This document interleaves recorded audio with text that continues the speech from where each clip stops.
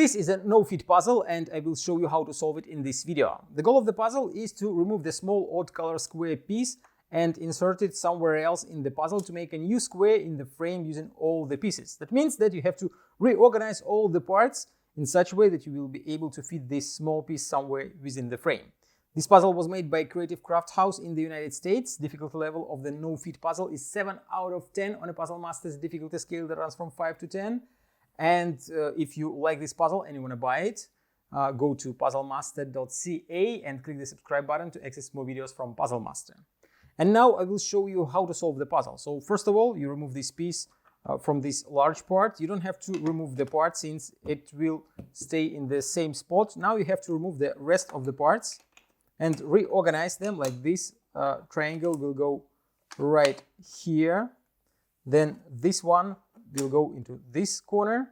Then you put this piece right here. This part goes here, and now you have just enough space to fit the last square piece, and that is how you solve the puzzle. If you like the no-fit puzzle and you want to buy it, go to puzzlemaster.ca.